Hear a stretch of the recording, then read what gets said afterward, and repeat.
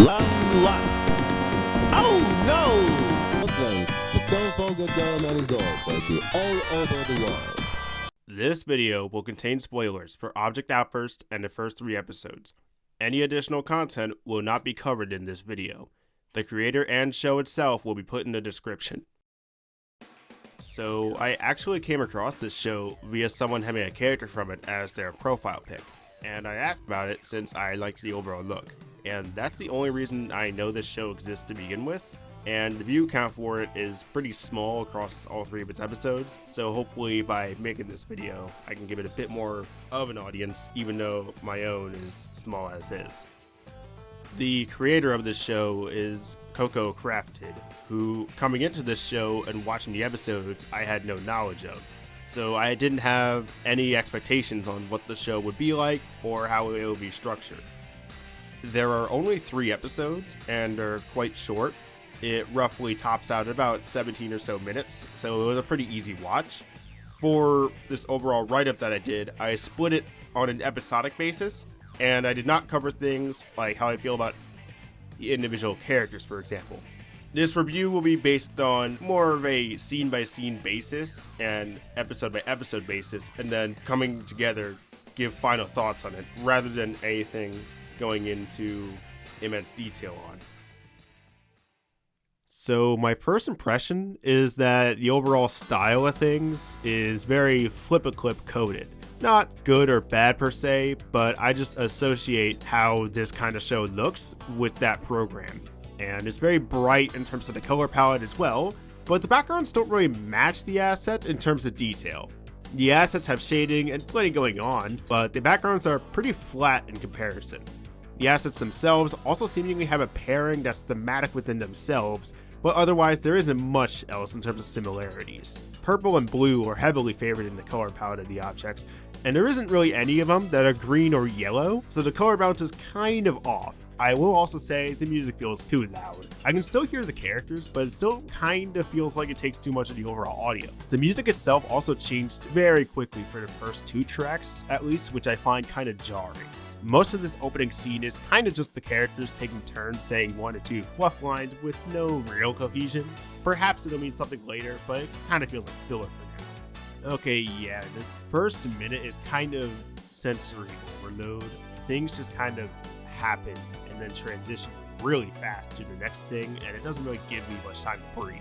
The hosts also just show up randomly, which is not unheard of for an object show per se, but there is actually just no warning for it. They just pop up and admit it in. At least to me, the voice acting for the hosts are kind of reeled back. They don't really feel or sound like characters fit to be hosts. I actually think that can be a cool thing for the show to work with, the idea that these are just 2 unprepared random fellas that are just plucked out to host some random show, but if that isn't the path taken, then I don't really like the direction here. They are saying something about a school, so almost certainly this isn't college, given the overall characters and how they talk and their mannerisms. I do wonder how old they all are though, and I'm gonna be honest, the intro, very nostalgic to me, even if I haven't seen it prior. Quality-wise, it is kind of wonky with the characters having 2 poses apiece, and the music being kind of mistimed, but there's honestly just a very sweet charm to that in my eyes, and the song itself is quite nostalgic. Gotta give a shout out to no copyrighted music. About the voice acting again, the voice lines universally feel kind of slurred. I'm not saying to force every syllable to be as clear as possible, but it's kind of feeling like everyone talks in a way that is easy to miss out on if you aren't paying full attention. And I feel the hosts actually suffer from this the most, as they're the ones that should have lines that are easiest to understand, or intentionally odd in a unique way, which I don't feel like either approach is being taken here. Teams, they came by fast, didn't expect it to be that way. Pulse and Breeze are the teams with whatever logos, but they do a fine enough job. Not important, but what is that monitor connected to? Is it just outright sentient?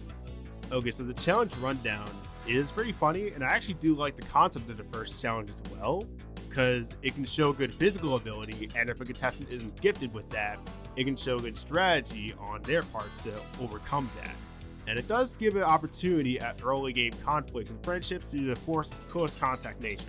The game is just tag, it's tag. A good choice, I thought I'd say.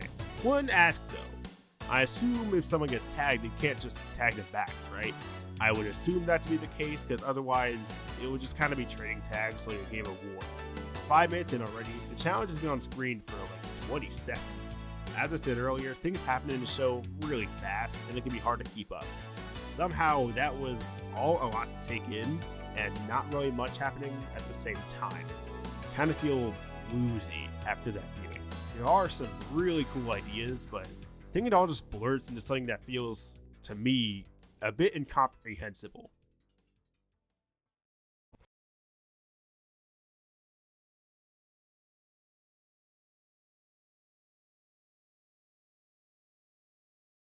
Regarding the episode itself, on my first note is that Cake's redesign, a ton better.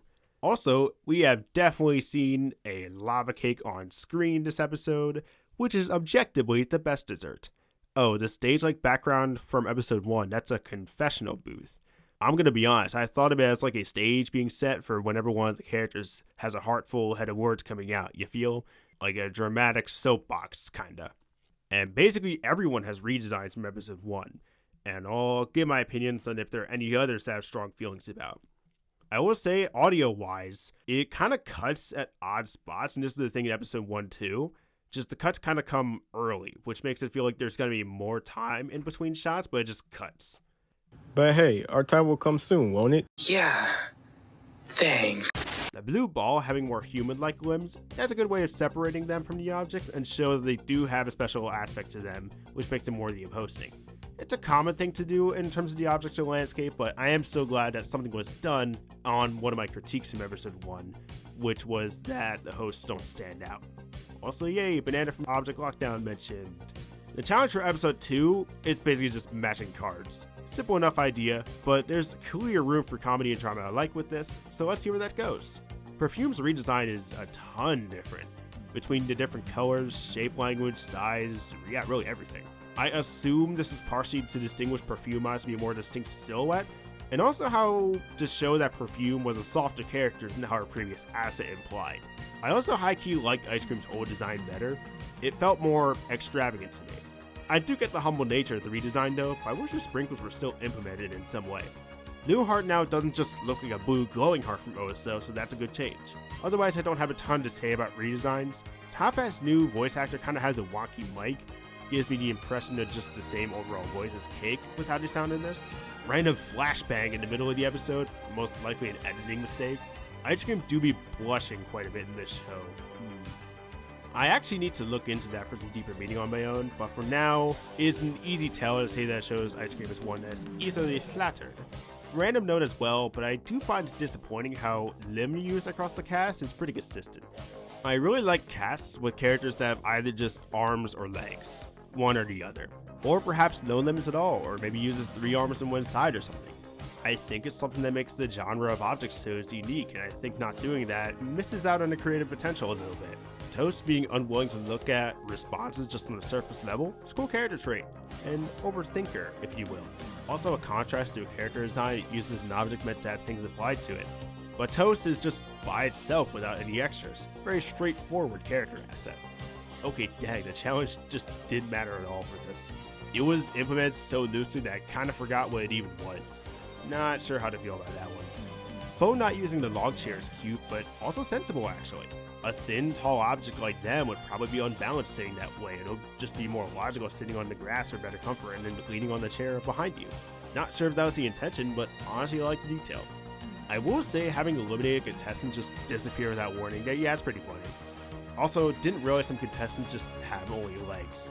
It still feels kind of underutilized regarding the usage for the cast, but it does address it a bit. Better overall episode than 1, but still some work to be done. And yeah, not putting music in the credits per song is pretty lame, but that's not even like a creator exclusive issue, that's just an issue I see from YouTube in general. At the very least, I do appreciate it if it was like a paste spin or something, if it has to be done that way. Just, I never really like it when music is used in videos and it isn't shown in the credits of either the video itself or the description. Alright, so before even watching episode 3, the runtime is twice as long as the others, so we got a change of pace going on here. and I do wonder how it will be utilized. The episode starts off with Ice Cream essentially flirting with basketball. Neat. Pone says they were aware, but I do wish they were visible somewhere in the background. Regarding backgrounds, not a huge change, but there is improvement being noticed. The bickering between basketball's team is definitely a step towards making this feel like a competition and less like a club, which is certainly welcome. But the voice acting kind of feels reeled back still. Lines kind of feel tired sounding and removes a lot of the punch that a scene like this could potentially have. Perfume especially, I think she should have an air of superiority in the lines that just wasn't felt. Oh hey, the box assets from II mentioned. Hooray. Also, blue ball and purple ball both having numbers makes me think they're more like pool balls and less like bouncy balls. In that case, however, that's inconsistent, because the 2-ball in pool, yeah, that is blue, however 3 is red. So if that were to be the intention, it's half correct. So I'm not so sure I'm right about this, if that is the intention, but it's, I guess, interesting to think about and got me a bit to research about pool numbers and how they work. So I do always like it when shows make me go out of my way to think about something and let me know a little bit in terms of the overall knowledge of the landscape of the world, you know what I'm saying? Also, yeah, I'm not sure why Blue Ball was asleep when they were just seen awake, kind of an odd decision. And the challenge itself is basically just Teapot 2, it's just block stacking. I mean, there's only so many challenges you can come up with as an object show creator before you have to take other object shows or just a Survivor total drama thing in general.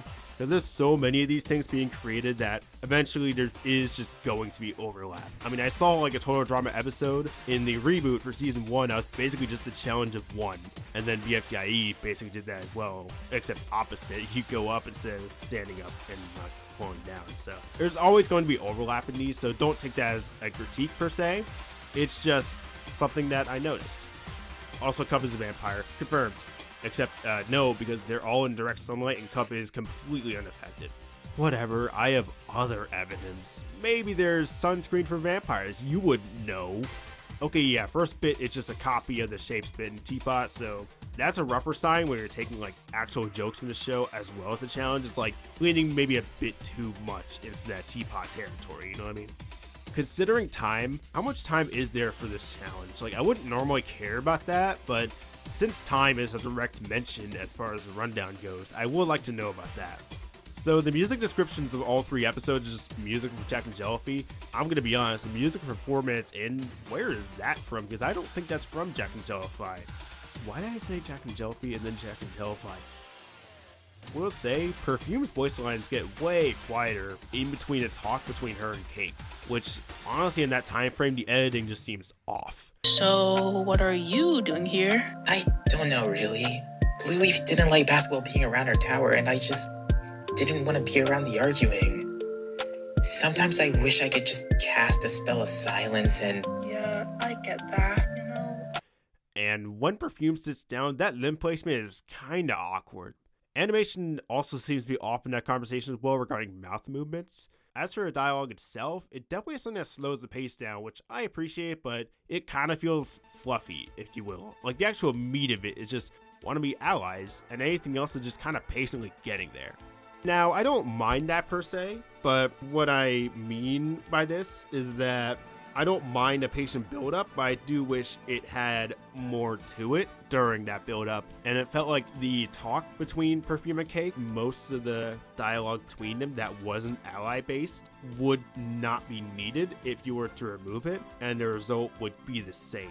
So that would be my main source of critique during that section. Oh, we actually know the time of how long it's going to take for the challenge. Hooray! Odd to know midway through and not from the start, but oh well, I'll take it. Also, oddly enough, I feel like the asset sizes are kinda inconsistent. Like, I'm not sure why Ice Cream is so much smaller than Blue Ball. Not really getting that one. I'm also just really confused about how the challenge ended as a whole. I guess in any case, Cake is very light, but also, why couldn't they just tip the tower from the bottom? Also, the challenge ends early because Cake gets injured, which, fair enough, but like, throw yourself? How does that work exactly? And why are the 2 balls acting like this? Like they didn't just decide to be sassy when you needed to put the cards on the table. Fake fellas. Actually, a genuine jump scare with Phone and Perfume. Jeez. Just audio of leads crushing and then just a still shot of Perfume and then Phone just slams into the frame. I actually did get scared, but also that felt unintentional. I think this is a case partially done by the voice acting, but I also feel like the animation is a little let down by the writing, because the animation is not lining up actions that aren't dialogue, and it kind of results in odd timings when emotion just doesn't occur. Quick note, the fire looks so out of place here. I can live with it not being animated, but it's just strange. The phone session on elimination is, it's pretty basic regarding the message. It just kind of feels like a message being put on the audience rather than something natural. And it doesn't add up to me that Phone wouldn't just talk to Basketball after a challenge. He was actually worried within an ice cream regarding that situation. So I wrote this review up and then sent it to a couple of people that are behind the creation of the show, and I was actually given some information that does have some relevance to the video. And starting off, episode 3 script was changed at the last minute, and there was a version that was given to me for review as well. I'll make things short to keep it confidential, as this is the project of their ends and I don't want to spoil everything. But it was an interesting read where issues that were there in the final edition were actually fixed up prior to the final changes, and it also got new issues of its own before the final edition changed those as well. So it's a bit of a give and take.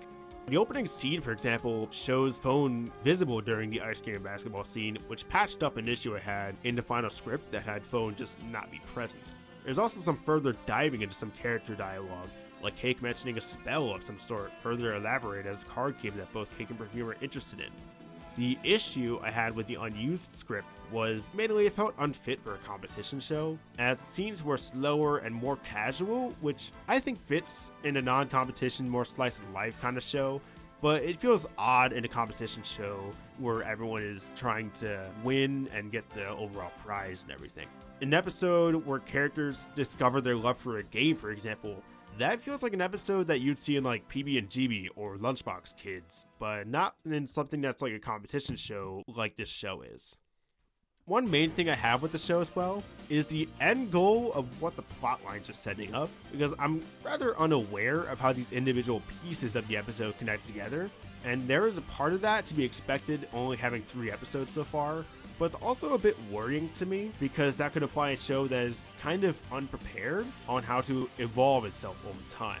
This also was a good time talking to the people involved, since given the info I got, there was the willingness to make things happen, to try to make things as good as they feel it can be, and with other projects on their hands, experience does when it comes to teaching. Yeah, I'll admit, this show is quite flawed, and I'm not going to pretend that it isn't, but I also do think there is a lot of charm to it. And I think there is a lot of genuine improvement being made on the side of the crew itself.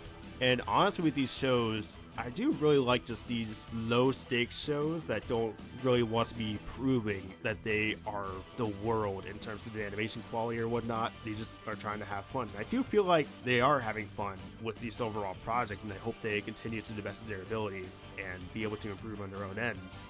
So I do think this show is worth a watch.